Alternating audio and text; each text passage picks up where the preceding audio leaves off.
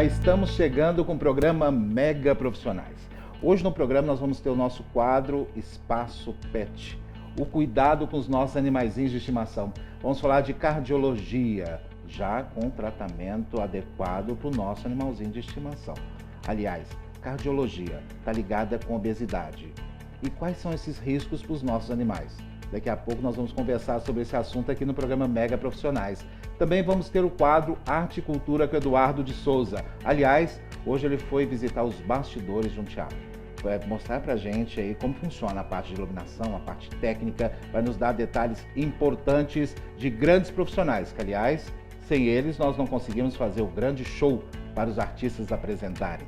Também hoje aqui no programa Mega Profissionais, nós vamos falar sobre a reforma da Previdência. Atenção, tá aí para já sair a reforma da Previdência, vai ser aprovada, é claro, tem todo o trâmite lá no Congresso Nacional, mas tem detalhes importantes que vocês precisam ficar atentos. Daqui a pouco vamos falar também sobre esse assunto aqui no programa. E vamos iniciando já com uma dúvida, um questionamento. Bom, eu não sei se na verdade é dúvida ou questionamento. Sabe esse momento que dá uma dúvida, uma incerteza do que falar, do que fazer, ou mais sério, uma atitude a tomar, uma atitude realmente que vai influenciar na nossa vida. E aí nós questionamos, nós conversamos, claro, com pessoas da nossa confiança, mais próximos. Um pai, uma mãe, um marido, a esposa, um amigo mais próximo, alguém que nós confiamos.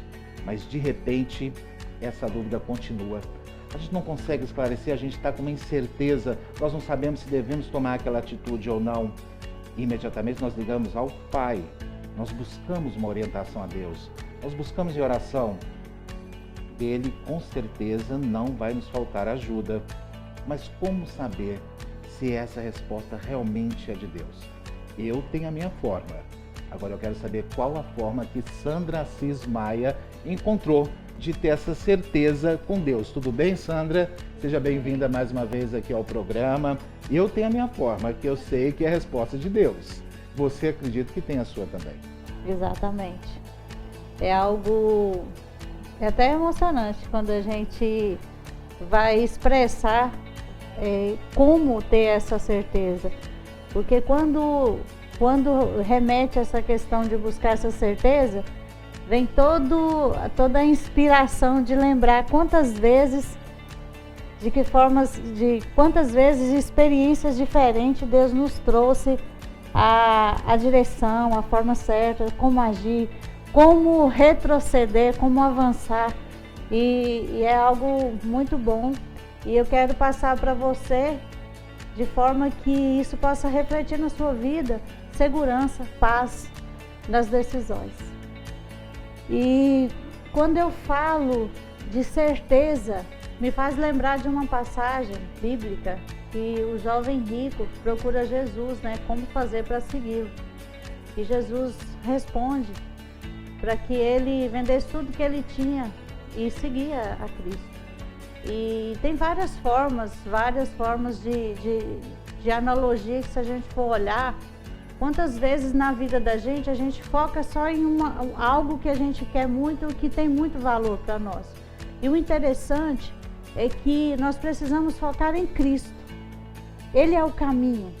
E aí você perguntou, Tancredo, como, Sandra, saber quando é o certo, quando vem de Deus e quando não vem? Tem as testificações na palavra de Deus. Vamos explicar o que é a testificação. Exatamente. Testificar é quando eu tenho na palavra algo que comprova que aquilo é promessa de Deus na minha vida. E como viver isso e sentir que isso é real, que pode acontecer na minha vida, quando eu caminho com Cristo. Então, peraí, deixa eu dar um exemplo para vocês, para ver se eu entendi. Melhor de 3. Vamos buscar a testificação melhor de 3. Então eu penso em alguma coisa, aí eu quero uma resposta, não, essa não está legal. Aí eu vou na segunda, não, essa não está legal. Vamos fazer a melhor de 3. Vamos tentar uma terceira aí para ver se essa aqui é mais ou menos isso ou não? A testificação, quando a gente busca algo, uma resposta, algo muito decisivo na nossa vida, com certeza, se é decisivo para a nossa vida, é algo que a gente já vem orando, já vem tendo uma intimidade com Deus, pedindo a Deus que aconteça algo diferente, um divisor de água, algo que muda a nossa vida. Então, não acontece assim no passe de mágica. Eu vi meu vizinho fazendo isso, agora eu quero e eu vou fazer. Não é assim. É algo que já vem de todo um sonho, de um projeto, algo que eu anseio muito que aconteça. Então, se é algo que eu anseio muito, que eu tenho buscado muito, com certeza eu já falei para o meu Pai do céu que eu quero aquilo para a minha vida, que eu sonho aquilo para a minha vida. Ou seja, eu tenho um relacionamento com Deus, eu caminho com Cristo e eu preciso de exemplos, de atitudes, de disciplinas, de seguir algo que é referência como fruto do Espírito, que é a base de um cristão. Eu busco isso e em alguns momentos da vida eu mesma posso duvidar. Fala, gente, eu busquei tanto isso e agora está chegando perto. Eu posso me sabotar, porque se eu for pela minha mente, eu posso falar, não é não. Eu não posso arriscar tanto assim. E aí o Espírito Santo, que é o meu consolador, que a palavra de Deus diz assim, que a verdadeira profecia, ela veio para edificar, ela veio para exortar e ela vem para consolar. Então, em quantas vezes na nossa vida, eu até emociono quando eu falo de experiência, porque nos momentos mais difíceis da minha vida, nos momentos que eu mais precisava de uma resposta, foi o momento que eu senti mais a presença de Deus. Foi o momento que eu senti mais Ele inalando poder, satisfação, gratidão, tudo ao mesmo tempo. Agora eu já falei para vocês, inclusive no início, que eu tenho a minha forma de eu conversar com Deus. Eu não sou melhor que ninguém, muito pelo contrário. Todos nós somos iguais. Nós não podemos acusar o outro e nem nos colocar numa situação de julgar o outro. Eu não acredito que tenha ninguém melhor do que ninguém. Nós estamos mais ou menos no mesmo patamar. Mas eu aprendi a ouvir o que Deus fala e é muito impressionante. Vem de uma forma muito, muito natural. Né? Não vem aquele trovão do céu. Né? Voz grossa. Vou chegar, treme o chão. Né? Não acontece nada disso. Pelo menos comigo, não. Né? Não chega esse tremor do céu, aquela coisa. É de forma tão natural, tão simples. E vem, a gente recebe, a gente ouve. Mas é claro que isso vem de uma intimidade com Deus, né? É aquela velha história. Eu estou conhecendo a Sandra Assis agora. Eu vou conversar com a Sandra. Só que eu tenho que estabelecer um contato a mais longo prazo para que eu tenha uma intimidade melhor com a Sandra e o assunto possa fluir melhor. Da mesma forma, é com Deus. Não é isso, Sandra? Exatamente. E infelizmente, Tancredo, as pessoas têm buscado formas muito prontas. Às vezes até buscar uma profecia que alguém fale que vai acontecer. Às vezes acontece isso. O que é profecia? O que é uma profecia? A profecia é... Até você falou há pouco, né? Exatamente. Nós temos que entender quando fala, quando eu me refiro à profecia, é alguém que é boca de Deus para revelar algo que é propósito de Deus na nossa vida. Por exemplo, como que eu sei que é uma profecia? Primeiro eu tenho que seguir e respeitar o que é a palavra de Deus, porque não vai sair dessa real verdade. Por exemplo, como que eu vou medir, como que eu vou testificar? Porque a própria palavra fala para que nós possamos testificar, buscar a prova, buscar a certeza que vem de Deus. Nós temos que lidar com isso até com as nossas próprias emoções e reações. Como que eu vou esperar isso pronto que vem de outra pessoa? Não que não tenha. Deus é Deus, Ele é capaz de qualquer coisa, Ele pode tudo, fazer o que Ele quiser. Mas a questão é colocar em pauta, cuidado.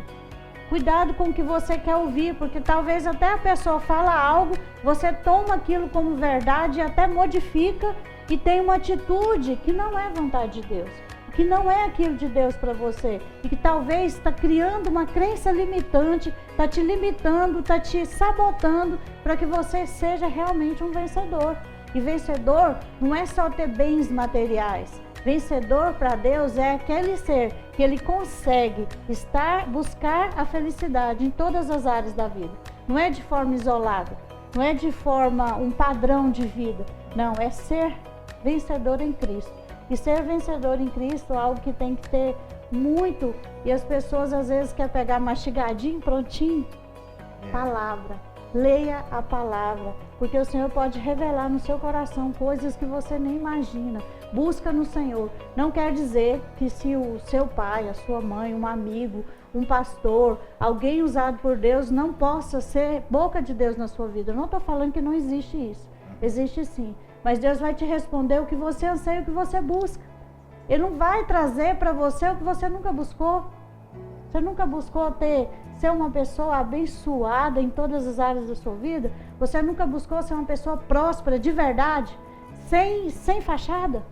Você nunca buscou ser uma pessoa que faz bem ao abrir a boca e abençoar as pessoas? E outra coisa, ou você é do bem ou você é do mal. Quem traz a profecia, quem é a boca de Deus, transborda de boas novas, de bênção, de consolação, de exortação quando precisa.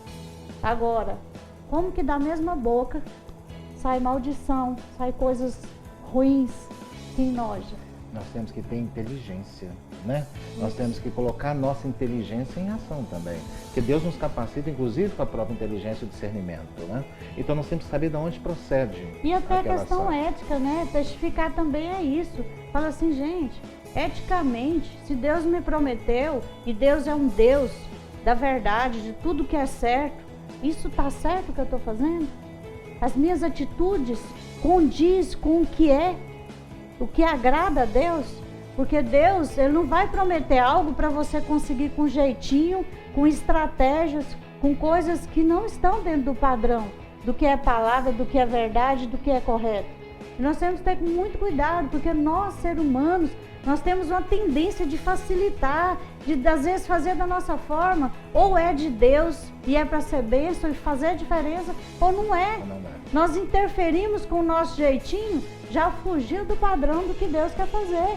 Peraí, é aquela questão, eu quero buscar a verdade, o que Deus quer falar para mim. Então Ele vai falar de dentro para fora, Ele vai falar do que eu estou cheia também. Se eu estou cheia de gratidão, se eu estou cheia de paz, de buscar o entendimento da presença de Deus, isso vai vir de dentro para fora. Então não vai vir de algo que alguém vai me convencer. Então nós podemos orientar a você que está nos assistindo agora, e principalmente a todos os nossos internautas também. Quero mandar um abraço muito grande para todos os nossos internautas que nos acompanham no mundo todo. Muito obrigado pela repercussão. Mas nós podemos falar que o caminho seria, primeiro, buscar orar a Deus e pedir a direção, pedir esclarecimento, pedir para que Deus oriente nós ao melhor caminho a seguir, nos dê o esclarecimento. Porque quando Deus nos dá o esclarecimento, nos dá o entendimento, nós conseguimos entender todas as outras ações.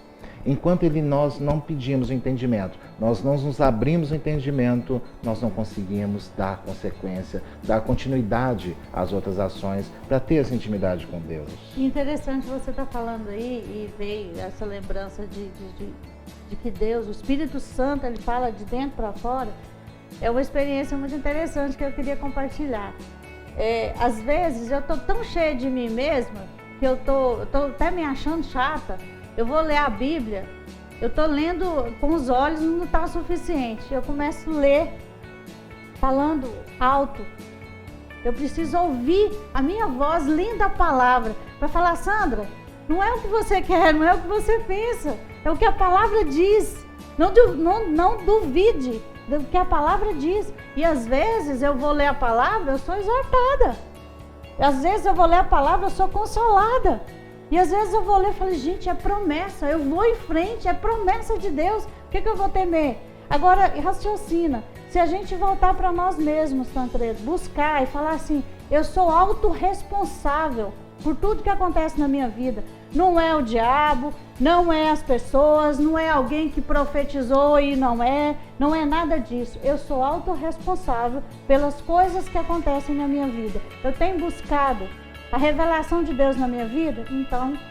Sair da posição de vítima, Sair da Porque às vezes a gente coloca a vítima, a culpa é do outro, a culpa é daquele. Um dia eu não fiz, ou um dia eu fiz porque alguém fez.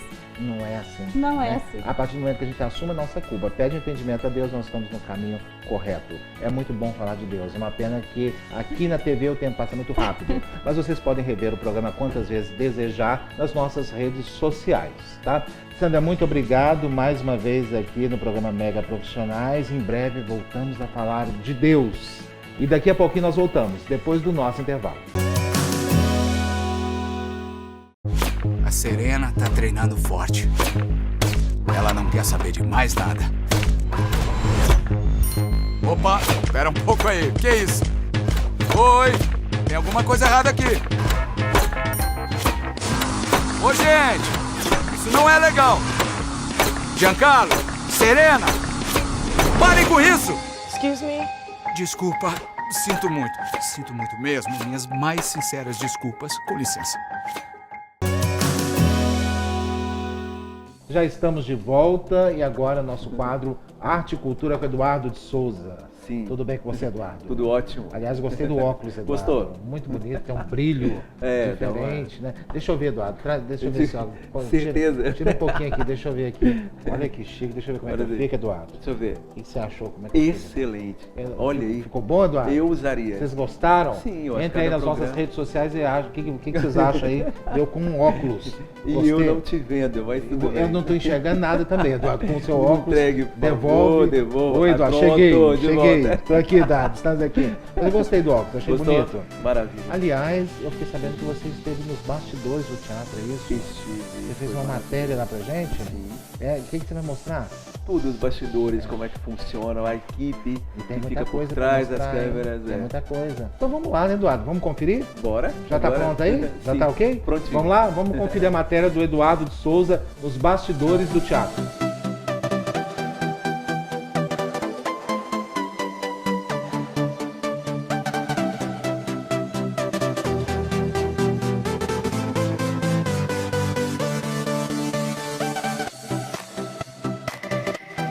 Oi, Tancredo! Quem nunca sonhou estar num palco de teatro? Seja numa formatura, num congresso, num espetáculo.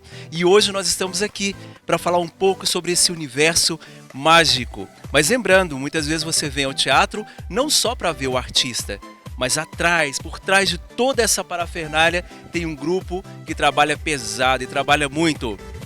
Maquinarista, nós temos o iluminador, o sonoplasta, todo um grupo que faz o show acontecer. E é isso que nós vamos mostrar agora para vocês.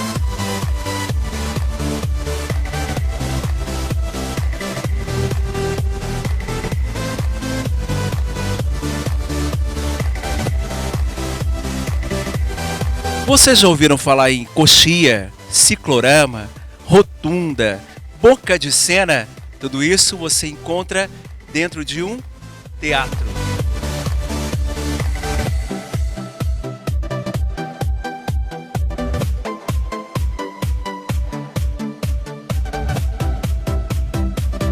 Bom, e agora eu estou aqui com eles que comandam a nave, não é?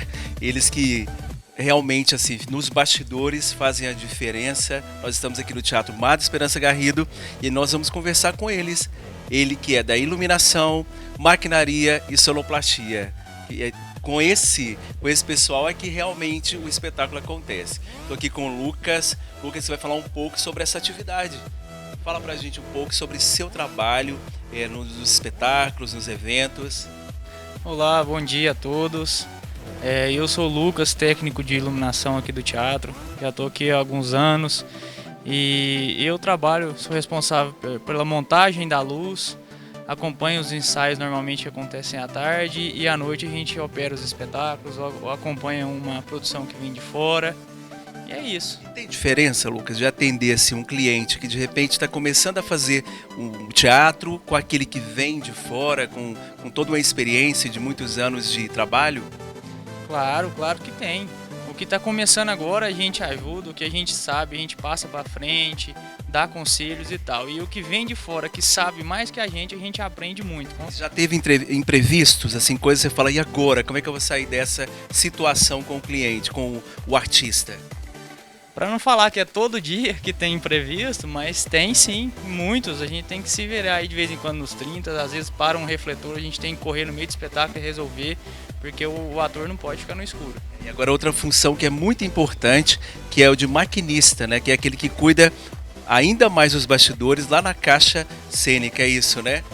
Isso, bom dia, meu nome é o Alisson, eu faço a parte da maquinaria aqui embaixo. Durante a peça, no decorrer da peça, tem alguns que tem a troca de cenário. E essa função fica a cargo da minha pessoa.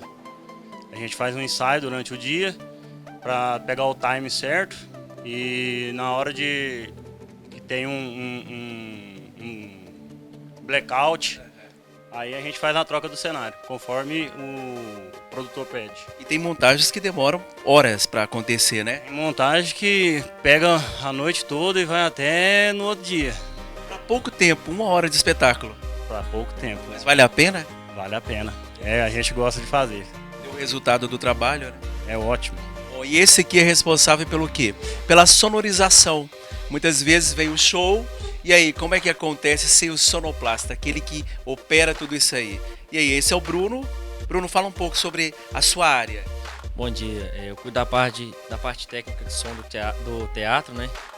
Então eu fico aqui acompanhando toda a acústica, tudo que o pessoal vai precisar para o evento, né? Na parte de microfonia, na parte de sonorização. E tem que cuidar, porque é uma parte que exige muito, né? As pessoas às vezes sonham com o espetáculo e tem eventos que o som realmente não funciona. Eu mesmo já assisti shows de grandes cantoras e na hora o som não funcionou, não atendeu à altura da música, da voz da cantora. Sim, tem todo um preparativo técnico, né, para o ambiente. Cada ambiente é um tipo de som, cada ambiente é um equipamento, né, a ser usado ali para atender o local. E hoje existem recursos assim que consegue de repente melhorar a voz de um cantor? Sim, tem alguns efeitos, né, que a gente usa, né, para dar uma encorpada na voz, dar uma melhorada, mas tem que ter voz, né? Você sabe que antes o teatro não tinha microfones e hoje você vê que a maioria dos espetáculos são microfonados, né? Sim, hoje com o grande avanço da tecnologia, né, cada vez mais, então a gente tem vários tipos de microfonar o palco, de microfonar um ambiente, né, para poder ter uma boa captação. Agora eu quero convidar vocês dois, os dois podem vir aqui. Quero falar com os... Olha só a altura desse técnico da maquinaria. Não sei se ele vai conseguir pegar. Por favor, fique aqui. Jesus, vem aqui, gente, me conta. Trabalhar com evento é trabalhar com sonhos. E a gente sempre fala um pouco, vem pra cá, mais pertinho aqui, Lucas. Trabalhar com eventos é trabalhar com sonhos. E quando esse sonho se torna um pesadelo, porque fica na mão ou nas mãos de uma equipe errada. Qual é o conselho que vocês dão para aquela pessoa que quer fazer um evento e que ele dê certo? Ela deve procurar os profissionais? O que ela tem que fazer? Claro, sempre tem que ter, procurar instruções para ver o que precisa, para conversar com a gente, para ver o que dá certo, o que não dá. E como a gente está aqui todos os dias, a gente já está acostumado, já tem uma carga aí de sabe o que funciona e o que não funciona. E às vezes nem sempre o barato é o melhor, não é isso? Eu não estou dizendo que vocês são caros, mas estou dizendo que a qualidade exige também esse desprendimento, é isso? Isso, o que manda muito num técnico, sem que você vai contratar, é buscar ter referência sobre ele, sobre os tipos de eventos que ele trabalhou, sobre os eventos que ele fez. Então, para eu fazer um evento, eu posso confiar nessa equipe aqui? Sim, com certeza. Pode sim, com certeza. Garantido. Sucesso garantido. Sucesso garantido, pode ter certeza. Tá certo, então, gente. Essa é a equipe aqui desse Teatro Madre Esperança Garrido. Parabéns, obrigado. Eu quero que vocês mostrem mais aqui o espaço pra gente, tá bom? Ok, sim. Bem, vamos lá. Estamos aqui para isso.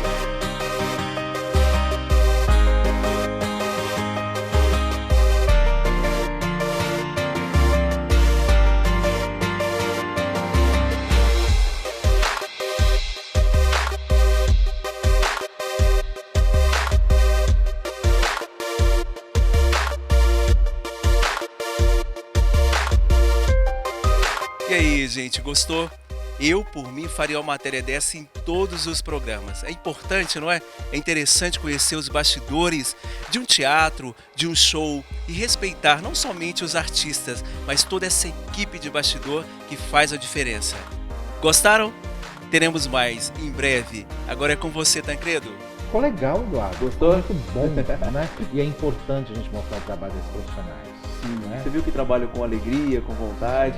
Tem que ter isso aí. A pessoa tem que trabalhar na área dela e fazer bem feito. Agora, quem atende. trabalha no teatro tem que gostar de fazer teatro. Não é isso, Eduardo? Como é Tem que gostar de fazer teatro, ou apreciar, né? Não necessariamente atuar, mas entender um pouco, porque quando você trabalha numa casa de espetáculos, de show, você precisa entender a alma do artista. Mas eu tenho uma dúvida, Eduardo. Diga. Quem trabalha ali, será que não tem aquela vontadezinha de estar no palco, às vezes, representar? Aí, de repente, ele acha que não é pra ele prefere ficar nos bastidores porque ele é tímido. Será que não existe isso, não? Você convive com esses profissionais. É natural que isso aconteça. É natural. Com o tempo ele vai olhando, observando, de repente ele está fazendo. É isso que eu ia perguntar. Será que não tem aqueles que começam nos bastidores e de repente pula? Você não Sim, tem nenhum sim. caso desse, não? Tem Que vários pula lá casos, pra frente tem sim, e vai tem ser sim. ator? Às vezes ele está ali fazendo a luz ou o som, de repente ele já está dançando igual bailarino, 1 mês, 2 meses depois já está lá atuando. E você consegue perceber esses talentos, Eduardo? Ou você não tem esse foco, assim, de descobrir os talentos por trás? Temos. teatro? Quem é professor, quem é diretor, ele anda o tempo todo observando. Então a gente já percebe, aquela pessoa nasceu para isso aí, para atuar, para cantar, dançar. É engraçado, né? E é bom que tenha essa visão, né? Sim. É bom e importante as pessoas terem essa visão. Mas é sempre importante também as pessoas se manifestarem à vontade, né? Porque não adianta aquela pessoa que fica quietinha ali e tal, né? Aí daqui 5 anos, você... não, mas minha vontade sempre E foi aí passa a trabalhar. vida. Por que você nunca falou, né? Ah, não, mas eu pensei que algum dia o Eduardo ia me ver aqui. Mas é importante, pessoal. Você também está focado em outras ações e tudo, né? Mas é importante também você ser verdadeiro com a pessoa. Muitas vezes ela gosta da arte, ela gosta de estar naquele ambiente, mas ela não nasceu pro palco, mas ela nasceu pro bastidor. Inclusive eu tiro isso por mim, né? Quando eu tenho vontade de fazer alguma coisa, eu chego lá e falo, eu quero fazer. Se eu estou apto ou não, aí eu deixo as pessoas julgarem e quem é de competência me avaliar. Justamente. E me ajudar também. Olha, não, você vai fazer isso, você tem que fazer isso e isso. Né? Eu acho que isso é por aí, não é isso, Eduardo? É por aí. Tem alguns que levam muito tempo para perceber que não é daquela área. Esse insight. Nossa, e tem outro lado também, Eduardo. Eu Sim. esqueci disso, né? Qual? Aquela pessoa que faz o curso de teatro, eu quero ser ator. Né? Eu quero ser ator. Sim. E de repente a coisa não vai fluir para aquele lado. Não vai fluir. Mas depende da sensibilidade de quem está cuidando. Do diretor, do produtor. Porque muitas vezes ela descobre... Mas aí você chega e fala, não dá pra isso não. Alguns Não fazem. dá. Tem gente que tem esse prazer de falar pro outro, você não nasceu para isso. Não é por aí. Muitas vezes ele não nasceu para atuar. Mas ali ele está escrevendo, ele está desenhando, ele está criando figurino, maquiagem, ele está dirigindo. Muitos atores se Ele está descobrem diretores. participando do universo, né? Do E universo. até gostam de ser diretores. E né? amam. Agora, eu quero voltar só um pouquinho na sua fala, você falou Sim. de professor, e me lembrou das crianças, né? Todos nós sabemos que muitas crianças são levadas ao teatro, os pais querem que ela faça teatro para tirar a inibição, né? Às vezes querem que ela seja atriz ou ator mesmo. Agora eu quero saber na sua opinião, qual a importância do teatro para as crianças? Toda. Toda a importância. Primeiro, é o resgate da autoestima, é a possibilidade de socializar, é o encontro com as verdades dela, no sentido de repente ela perceber que ela tem aquele dom. E aí o pai, que é sensível, que olha a criança, de repente deixa que o dom se torne a vocação dela. Isso é importante. Respeitar aquela vocação. Respeitar a vocação. Né? E dar oportunidades. Porque assim, na minha opinião, eu não sou pai de crianças, eu sou pai de bicho, eu tenho vários bichos, né? Então assim, eu não sou pai e eu acredito muito que Deus concede essa bênção para aqueles que realmente têm a condição de ser, né? E que precisam ser pais. Agora o pai precisa dar a oportunidade para as crianças decidirem o que elas querem e não impor, né? Então assim, levar as crianças para o teatro é uma coisa legal, você já está pontuando, tem outras questões que envolvem isso aí psicologicamente e vai ajudá-la bastante. Se ela vai ser atriz ou não, aí já é um outro passo. Já é outro caminho. Atriz, ator, enfim, ou vai trabalhar no teatro é um outro ponto, né? Mas eu acho que pelo menos os pais deveriam dar essa oportunidade, porque se o pai não levar, como é que ela vai pegar a mochilinha dela, né? Fala assim, agora eu vou lá fazer teatro e vou pagar. Como é que ela vai pagar para fazer teatro? Não vai dar conta. Então os pais têm que incentivar, né? Sim, Isso. e muitos vão para a aula de teatro, ele sabe, a própria criança já entendeu, mas ela leva como uma grande brincadeira. E isso é o bom. Isso ela é vai cultura, porque ela encontra né? o colega, porque ali ela vai sorrir do outro, ela vai sorrir com o outro, e isso vai formando as características de um ser humano que pode lá na frente entender que é preciso trabalhar em grupo, que é preciso escutar, a atenção que você dá para si e para o outro e para as pessoas. Cultura. Né? Justamente. Cultura é muito importante, infelizmente nosso Brasil é tão carente, né? E aí vem do berço, não é isso? Vem do berço. Incentivar a cultura. Justamente. Eduardo, é sempre um prazer receber você aqui no programa Mega Profissionais. Tá precisando fazer mais matérias externas. Bora. Eu gostei da coisa. Gostou? Aí. Funcionou, Então foi pronto. legal, achei bom. Vai lá, busca mais informações pra gente Obrigado, desse vambora. universo aí da arte. Com certeza. Tá bom? Maravilha. Obrigado, até a próxima. Até a próxima. E eu volto já, depois do nosso intervalo. A Serena tá treinando forte. Ela não quer saber de mais nada. Opa, espera um pouco aí. Que isso? Oi, tem alguma coisa errada aqui. Ô, gente, isso não é legal. Giancarlo, Serena, parem com isso. Excuse me? Desculpa, sinto muito mesmo. Minhas mais sinceras desculpas. Com licença. Vermelho, verde, estrada, trilha, uso também. Com, sem, grande, pequeno, terça, domingo, gosto, adoro. Uso, puxo, esse não, esse. Quero esse. Esses eu quero também. Quero todo tipo e cor. Quero escolhas, você tem? Se ter opções é importante para você, é importante pra gente. Por isso temos produtos para cada tipo e tamanho de sede. Coca-Cola Brasil, sua sede move a nossa.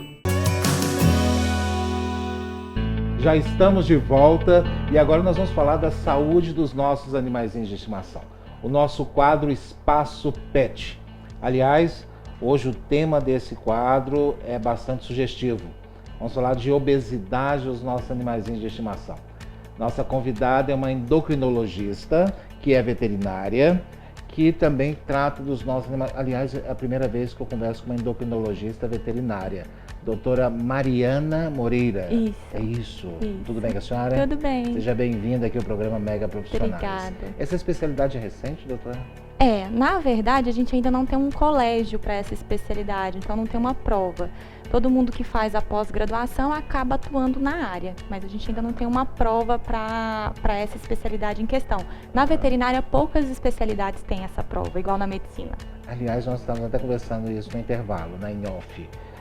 Eu sou de uma época, né, que eu adoro bicho desde pequeno, né, e não sou tão antigo assim. Mas numa época que os veterinários tinham muito pouco recursos, né, inclusive com relação a exames, especialidades, desdobramento, especialidade, a especialização, quase que não tinha, né. Tudo é muito recente na veterinária, né. A boa notícia é que, graças a Deus, isso está funcionando e funcionando muito bem, né. Vamos falar dos nossos animais. Vamos falar de endocrinologia para os nossos animaizinhos. Por que é? Meu primeiro questionamento, minha primeira dúvida. Por que toda pessoa que é gordinha, o animal dele é gordinho também, doutor? Quase Existe uma sempre. explicação lógica para isso? Existe.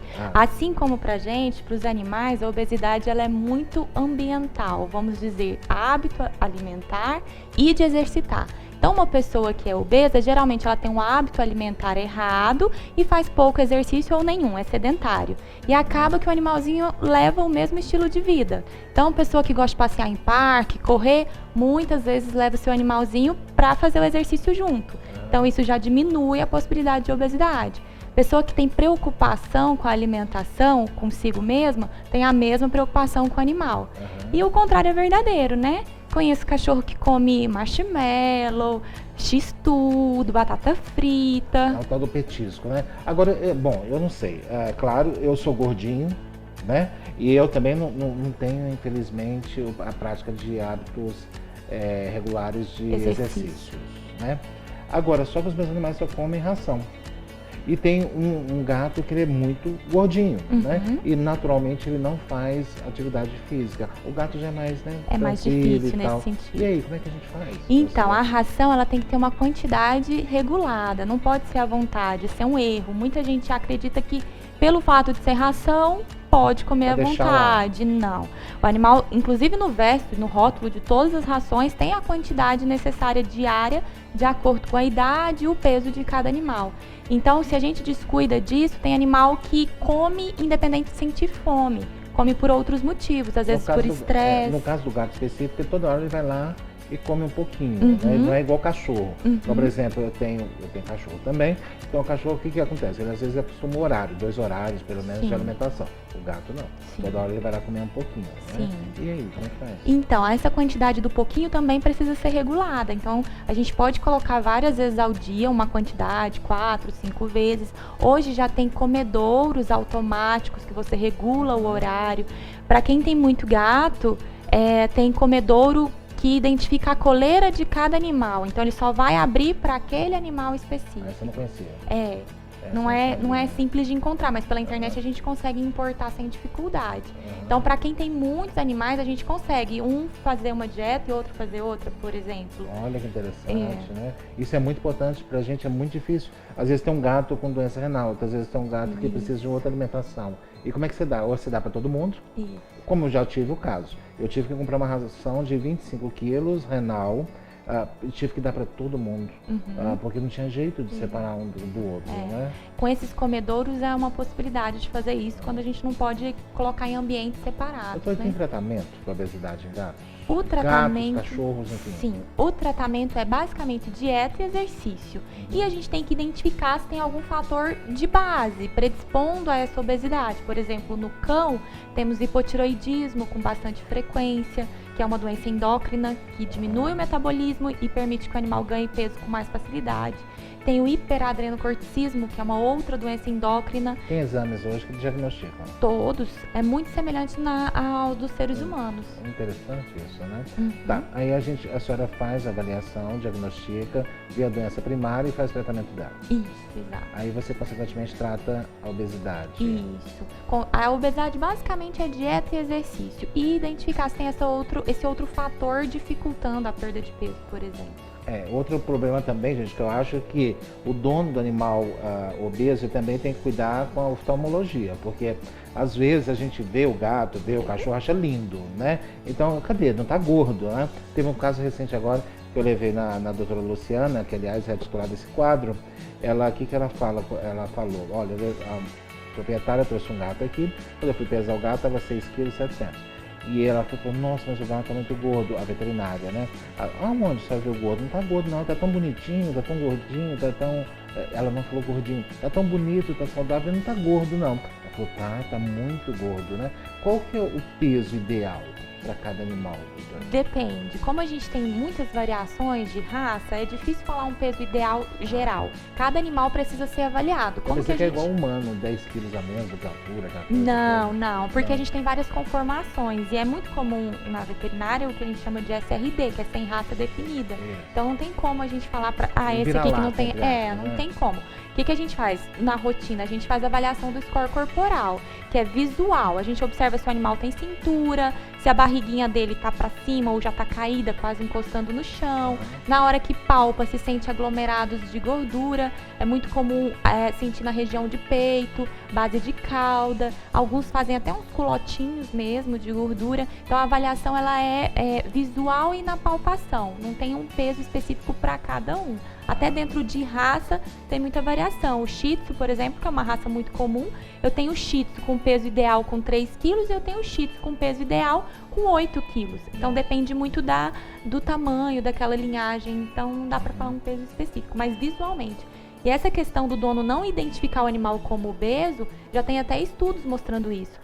O animal obeso, a gente pede pro dono, o que você acha? Acho que ele tá bem, tá saudável. E na verdade o animal tá obeso. Então tem essa dificuldade por parte do tutor de identificar a obesidade no seu animal. Ele acha que um pouco mais gordinho é saudável. E muitas vezes não é. Isso, na verdade, é uma questão cultural, inclusive, das pessoas, quando era antigamente, né? O bonito, saudável era o gordinho. Sim. Até né? para criança Pra também era uma criança, questão. Então, a criança saudável, aquela gordinha que está com bochechinha e tal, Isso. e não, na verdade, não é. Né? Agora, a obesidade também no animal, o comportamento é mais ou menos próximo do ser humano. Exemplo, começa quando o animal mais jovem e ele vai ficando mais idoso e vai ficando mais difícil perder esse peso? Sim. Inclusive, assim como no ser humano, o animal que foi obeso desde a infância, ele tem muita dificuldade de alcançar o peso ideal na fase adulta, mesmo com os tratamentos, com dieta. E aquele que engorda depois de adulto, a gente consegue ter um resultado melhor de emagrecimento. Mas sim, a idade dificulta a perda de peso, porque o metabolismo diminui. Então, esse paciente ele precisaria mudar a dieta, inclusive existem dietas específicas para cada idade, para filhote, para adulto, para idoso. E uma das preocupações é isso, a quantidade de energia em cada dieta para dificultar o ganho de peso. Inclusive, a gente vê às vezes animal idoso comendo dieta de filhote porque ele aceita melhor. Aí o dono compra o de filhote porque ele come melhor. Só que o de filhote tem mais gordura, tem mais proteína, então aquele animal acaba engordando. E acabando também não tendo os nutrientes necessários para a idade. Daquela né? fase específica. Você sabe qual que é a dificuldade? Eu vou falar como proprietário. É porque o animal, às vezes, chega a uma certa idade, ele fica meio com dificuldade de comer e nós ficamos apavorados. Porque já está velho. Então, se ele não comer, vai morrer. Então, aí o que ele quiser, a gente tá topando. A gente chega até a colocar o pedido, né, pra ele. O que você quer? É aquele hambúrguer, o que você come, alguma coisa, pelo amor de Deus. Eu né? sei como Então, é. essa é a nossa dificuldade como proprietário, né? Sim. Eu não sei vocês, né? Eles já passaram por isso. Agora eu estou aqui pensando, não tem nenhuma bariátrica para animal gordinho, nada Não. assim, nenhum recurso ainda desse Não, sentido? Não, a gente ainda não considera um procedimento, até poderia ser feito, mas a gente não considera um procedimento ético, uma vez que a gente consegue resolver essa questão com alimentação e dieta. Então, para eles não teria necessidade. Eu falo que ainda eles não abrem a geladeira nem fazem compra no supermercado. Ainda, porque é uma questão de tempo. Mas, então a gente consegue, nós mesmos, colocar a quantidade ideal. O problema é a dor, né? O tutor tem muita pena. É porque a gente vê ele como animal e acho que raciocina totalmente como nós, né? dependente da gente também. Então, mas a gente acha que eles raciocinam como nós, assim, a gente sente fome, a gente não se alimentar é uma maldade conosco. Para eles não é bem assim, o raciocínio deles é um pouco diferente, não Como daria... eu falei no início dessa entrevista, a pessoa gordinha vai ter animal gordinho, né? Agora não é só uma questão de estética, é importante esclarecer nessa entrevista Nada que é de uma estética. saúde, né? Isso, não tem nenhuma preocupação estética no caso do animal, é zero. É realmente uma preocupação com o bem-estar, porque o sobrepeso, ele sobrecarrega todas as articulações. Essas raças que tem o gato persa, o cão shih tzu, esses que tem o narizinho mais achatadinho, que a gente chama de braquicefálicos, esses com obesidade têm muita dificuldade respiratória, em regiões quentes, como é aqui, né? E além do problema cardiológicos também, né? Também, do coração. Isso, é uma sobrecarga a mais para esse coração, né? O peso. Então, aumento de colesterol e triglicérides, predisposição ao diabetes, assim como acontece nos seres humanos. Isso, e traduzindo para todos vocês que gostam de animais, significa que o animal vai viver menos. Exatamente. Né? É uma o que a gente expectativa menor. justamente não quer Isso. e não gosta de ouvir. Né? Então, por isso a gente tem que cuidar bem dos nossos animais de estimação. Doutora, muito obrigado Obrigada pela eu. sua participação aqui no programa e nós voltamos já já, depois do nosso intervalo. A Serena tá treinando forte. Ela não quer saber de mais nada. Opa, espera um pouco aí. Que isso? Oi, tem alguma coisa errada aqui. Ô, gente, isso não é legal. Giancarlo, Serena, parem com isso. Excuse me? Desculpa, sinto muito mesmo. Minhas mais sinceras desculpas. Com licença. Já estamos de volta e agora vamos falar de previdência, vamos falar de aposentadoria, vamos falar da reforma da Previdência. Todo mundo já fica aí com os olhinhos piscando. Aliás, não é só os olhinhos. O cérebro, todo mundo parece já começar a sair aquela fumacinha. Porque a gente ouve tanta coisa que vai mudar, tanta coisa que nós vamos perder, tanta coisa que precisa ser aprovada. Aliás, isso é fato inconteste entre os políticos. Precisa ser feita a reforma da Previdência Social no Brasil. Senão o Brasil vai quebrar. Todo mundo sabe disso. Agora, quando, como e quem vai afetar, pouca gente sabe. Agora, o que é importante nós entendermos é que para a reforma ser colocada em prática no Brasil, precisa ser aprovada, precisa ser votada, para depois ter um trâmite legal das leis serem colocadas e os prazos, né, para que essas leis possam ser efetivadas. Só que muita gente não sabe que já existe uma medida provisória editada pelo governo, já em validade agora no ano de 2019, e que afeta sim a sua realidade, principalmente daqueles que dependem de benefícios da Previdência Social. E vamos falar dessas modificações agora para vocês aqui no programa Mega Profissionais. Estou recebendo as advogadas doutora Ariane e doutora Mariana, que aliás estavam ausentes. Nós estamos sentindo a falta de vocês, né? Pelo menos aqui nos nossos estúdios. Faltou uma semana, a gente já sente falta, né? Principalmente a repercussão dos nossos internautas. Tudo bem com vocês? Tá tudo bem mesmo, né? Tá tudo tranquilo, né? Bom, vocês acabaram de ouvir eu falando daquela apresentação, né? Reforma da Previdência. Todo mundo quer saber o que vai mudar. Só que a gente tem um trâmite legal da lei, ali as suas colocações. Vamos deixar ela ser efetivada para depois nós comentarmos pelo menos o início dela, né? A medida provisória que foi editada agora em janeiro, o que ela afeta a população de uma forma geral? Quais são as modificações mais importantes que ela tem, na opinião de vocês? Bom, Tancredo, essa medida provisória, ela é chamada por alguns da MP do pente fino, porque além daquele pente fino que começou a ser feito no ano passado de benefícios por incapacidade, essa MP veio falar um pouco mais sobre isso também. Então, mas além desse pente fino nos auxílios doença, aposentadorias por invalidez e benefícios assistenciais, ela também alterou algumas outras regras, tanto para auxílio doença, como para salário maternidade, auxílio reclusão e pensão por morte também. Quais são as principais modificações que vocês podem acrescentar para a gente aqui? Então, uma modificação que era uma pauta do governo, da eleição, que a gente pode falar, é em relação ao auxílio reclusão, né?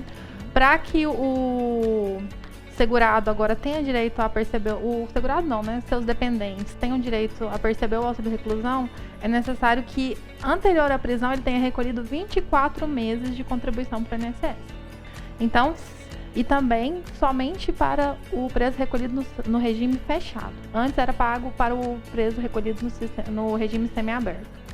Agora somente no regime fechado, e ele tem que ter, ou seja, contribuído anteriormente à prisão 2 anos para a Previdência Social. Só reforçando para vocês que estão nos acompanhando em casa e também nas nossas redes sociais. A TV é muito bom, né? A gente tem esse alcance enorme. Agora os nossos internautas também nos prestigiam muito pelas redes sociais. Auxílio reclusão, o que é isso? É aquele detento, aquela pessoa que foi presa, está em regime fechado, e ali o que o governo concede? Um benefício para os seus familiares, não para ele, para os familiares dele, né? Antigamente, ou seja, antes dessa lei, era permitido também para aquele que estivesse no regime semiaberto? Semiaberto, né? E ele não precisava recolher essas contribuições? Não, havia necessidade dele ter realizado ao menos uma contribuição para o INSS. Agora, existe a necessidade de ter realizado 24 contribuições. 24 meses. Isso. Seriam 2 anos. Exatamente. Né? Ele pode, por exemplo, recolher o período de 2 anos em um mês? Sim. Não, em um mês? Exemplo, pagar os atrasados. Não. Aí tem que recolher todo mês. Dentro no prazo correto. No prazo correto. Isso. Ou seja, se ele, por exemplo, decidiu compensar o tempo perdido, chegou hoje, nós estamos em março, chegou hoje em março, ele fala, não, eu quero agora recolher aquilo para trás. Tem como ele fazer isso? Não, ele recolheu os 2 anos atrás? Os benefícios que dependem de carência, eles não podem ser pagos as contribuições em atraso. Pelo menos a primeira contribuição tem que ser paga em dia para que comece a contar aquele período de carência. E assim, eu acho uma coisa importante de falar, que a gente comentou aqui, você também, mas talvez não tenha ficado claro, que o auxílio reclusão, tanto antes como agora, ele só é pago para os dependentes do segurado. Dependentes do segurado. Esposa e filhos. Seria isso, diretamente. Né? Sim, mas ele tem que ser segurado. Mesmo antes da MP, em que não tinha a carência, ele precisaria estar pagando. Ou seja, comecei a trabalhar de carteira assinada no mês passado. Esse mês aconteceu alguma coisa, fui presa, aí sim meus dependentes têm direito. fora isso, não. Teriam, né? Porque agora eu tenho que ter começado a recolher há pelo menos 24 meses. Né? Ok. Essa questão de pente fino é muito importante no Brasil, porque nós estamos passando uma grande organização, colocando a casa em ordem. Né? A coisa chegou realmente num nível que isso afeta todos nós. Qual que é outra modificação que vocês acham importante a gente esclarecer aqui? Em relação a readquirir qualidade segurada, né? Anteriormente eram 4 meses, depois passaram para 6 meses e hoje são 12 meses. O que quer dizer isso? Para eu adquirir a minha qualidade segurada, para eu poder ter direito a requerer um benefício de auxílio-doença, eu tenho que contribuir no mínimo 12 meses para adquirir essa qualidade. Se eu perder, se eu voltasse eu perdi minha qualidade segurada, fiquei mais de 1 ano sem pagar.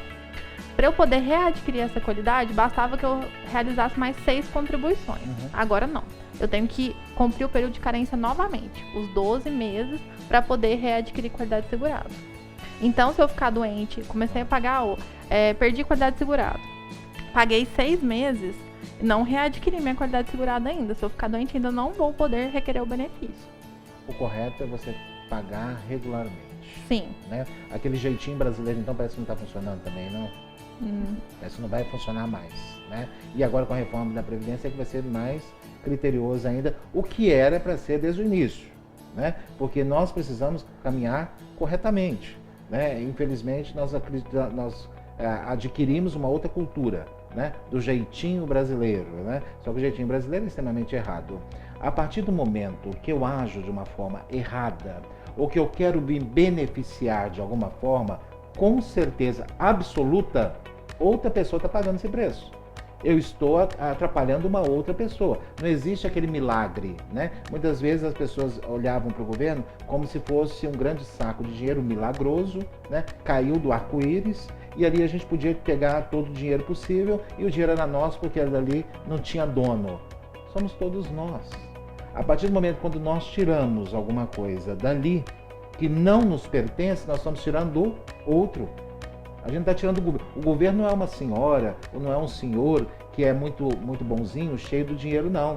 O governo, ele gerencia o nosso dinheiro. Então, a partir do momento que eu tiro, eu estou tirando de uma outra pessoa. E se eu estou fazendo de uma forma errada, com certeza eu vou ser atingido pela lei.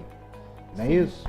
E, Tancredo, é importante também a gente lembrar que, como eu tinha comentado, salário maternidade e pensão por morte agora tem os prazos que é importante o pessoal ficar de olho. O que mudou o salário maternidade? Salário maternidade, antes a gente tinha até 5 anos para requerer.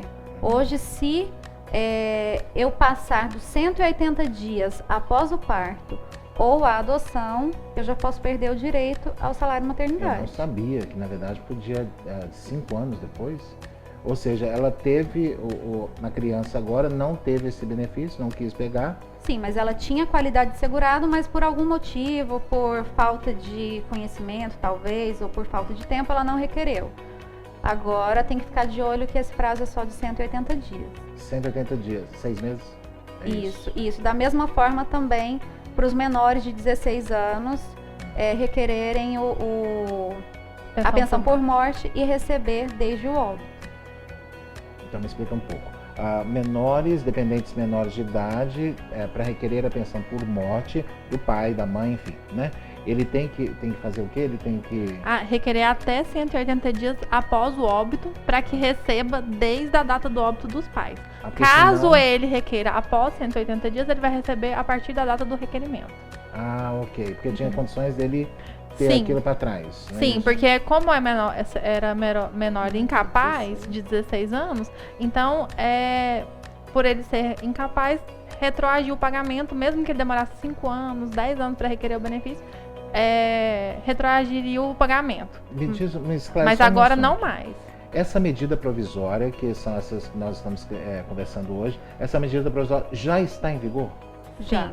Já está valendo? Sim, só que a medida provisória, ela vale por 60 dias, podendo ser prorrogada por mais 60. Então, se ela não for votada, não virá lei, isso aí cai por terra. Mas o que aconteceu durante a vigência da medida provisória... Está valendo. Então, por exemplo, se o meu pai faleceu na medida da vigência, aplicam-se as regras da medida provisória. Então, assim, é importante a gente entender que a medida provisória é uma lei que é editada pelo presidente.